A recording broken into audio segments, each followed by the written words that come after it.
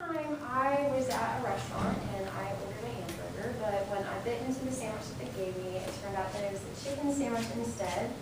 And I imagine that the feelings that I had of a little bit of frustration, maybe a little bit of anger, is similar to what customers feel when they have been deceived by food fraud. Now, I've always been very interested in crimes kind of behind the scenes, and food fraud is very much a crime behind the scenes. Not a lot of people know about it. And so I am going to be talking about the issue of food fraud itself, and also the cause of it, which really is greed, it's for money, and then what we can maybe try and do to help prevent this.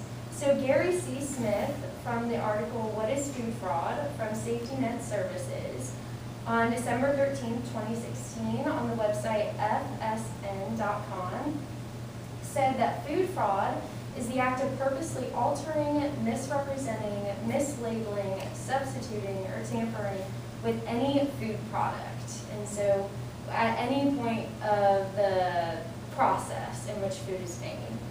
And so that is what it is, because I'm sure a lot of us probably don't know that, which is okay. I didn't really know much about either. And so it is an issue still today, according to Syed Imran Ali Mirza, Konstantinos Giannakis, and Amelia Yannock in the article Economic Impacts of Food Fraud with Cornhusker Economics on April 29, 2020 on the website hcon.unl.edu, talks about the 2008 milk scandal that happened in China. And so that is a really good example of how recent a lot of these food frauds are, and people don't realize it's going on. What happened was the Chinese, a company in China that produced milk for babies, to try and get a little bit more profit, they started selling watered down milk as high quality milk, and they added melamine to the milk to get it past censors to show that it had a higher protein level.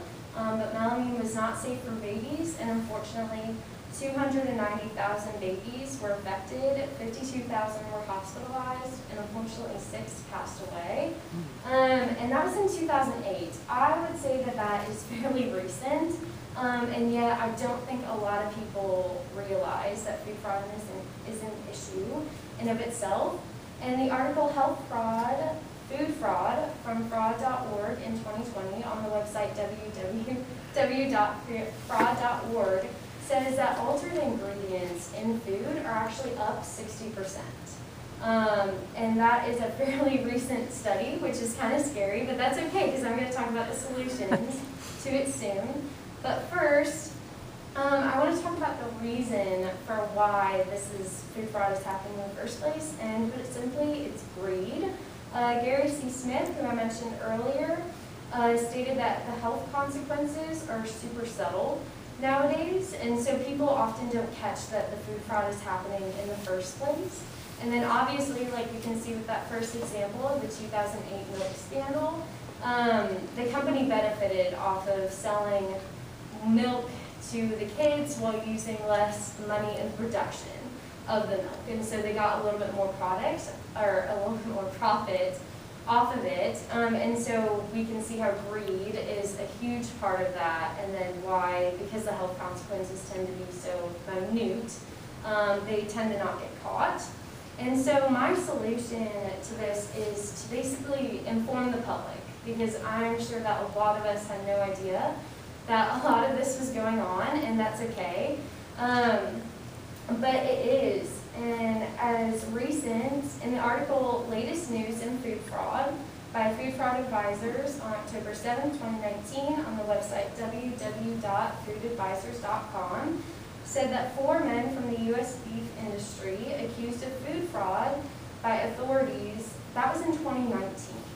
And so I would say that that's fairly recent. And so knowing this, I think that we can all maybe go to the grocery store next time, maybe check out our beef products a little bit more, and check out our food just to make sure that we're getting what we pay for.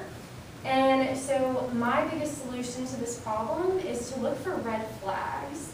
And from the article, consumers urged to look for telltale signs of food fraud during COVID-19 through New Food on July 3rd, 2020 on the website www.newfoodmagazine.com. Suggested that we look at if the product is sold for half of its normal price. I know that may sound counterintuitive because companies are trying to make more money, but really it shows that the companies, if they're able to sell it at such a low price, that means that the production of it is so low, and that's not very good for us. And so to look at that, especially if the food business is unregistered, we can look at that. That's a big red flag. And so the biggest things to help with the food fraud is going to be looking at those signs to try and inform the public on what this issue is, so that we can hold those companies accountable, because right now they're not being held accountable and a lot of people don't know about the issue. And so that is my biggest solution, and my call to action would be for us to go out, look for these signs. Next time you're at the grocery store, maybe tell some people about it, keep up with that kind of information in the food industry, and then maybe we can go from there and help inform the public to maybe hold those companies accountable. Thank you.